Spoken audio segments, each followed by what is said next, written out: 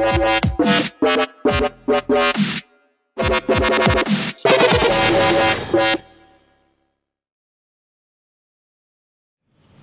Youngry Nation, we're here right now with Nolan Bushnell. He's a legend. He's the founder of Atari and also the Chuck E. Cheese empire. And he's here right now with DEW, the Conference for Media and Digital Entertainment. First of all, what brings you here to DEW?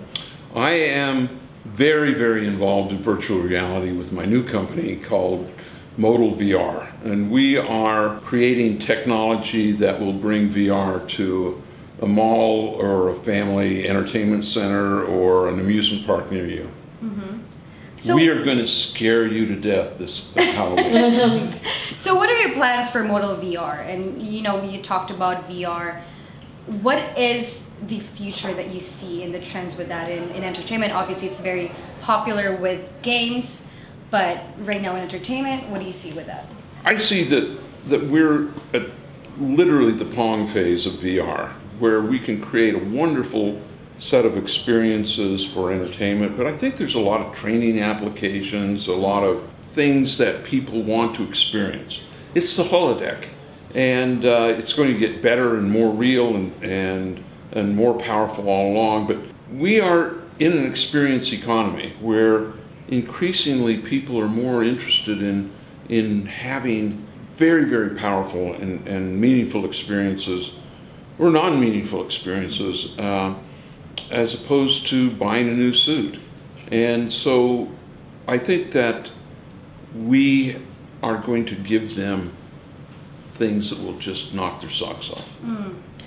That's my goal. I always want to knock your socks off. and you've done such a great job with that because, again, the key takeaway is the experience that you talked about.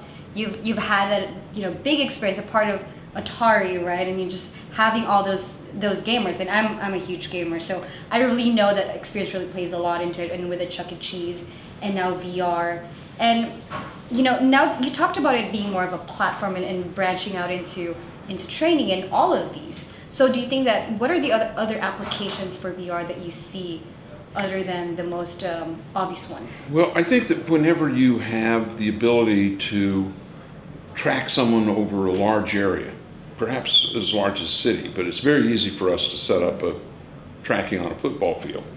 So you put VR headsets into a football team and have them train against virtual players that are running the plays of the opposition. Mm-hmm. That's cool. Doing VR sports in which virtual reality teams play against virtual reality teams. That's cool too. Kind of this whole idea that being an athlete as well as a cyber warrior could be really, really fun. City planning, architecture, training for oil rig disasters. So pretty much the sky's the limit. Sky's the limit. And this whole idea that there's a blend between reality, augmented reality, and virtual reality, where you can sort of choose on the spectrum how much you want to interface with the rest of the world. So we're Youngry, young and hungry, and we're catered to early stage entrepreneurs, right? There's a lot of companies right now trying to get into the VR space. If you had one advice for those entrepreneurs, what would it be? Always try to go where everyone else isn't. There's a wonderful book that I would recommend called the Blue Ocean Strategy. Mm-hmm. Like if you were to do games right now, it's pretty red ocean. Yeah. And so what you want to do is you want to be where you're the only person selling a certain specialty in police training, where every police department has to pay $10,000 to $50,000 for your software. Mm-hmm. Like, can you really sell entertainment software for $50,000? No, but you can sell industrial software all day long for that. And so a small company has a hard time marketing to consumers. Mm-hmm. There's just too many of them, and you have to hit too many of them at 99 cents to do anything.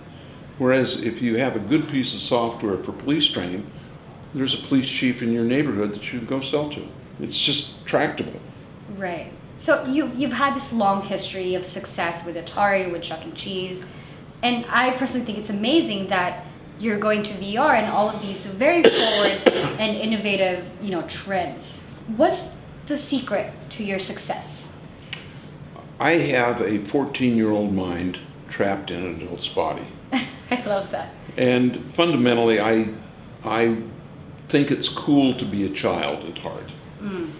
But more than that, I want to live in the future. And so I'm constantly trying to make the future happen faster. And that always brings me into enterprises that are doing cool things. Because I like science fiction, but I really want to live in a better world. And I think we can make that. Definitely.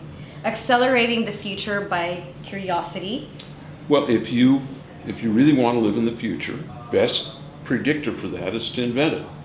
Yes. Yeah. Well, thank you so much again for being with Youngry, and stay tuned for more videos. We'll have fun. And have fun.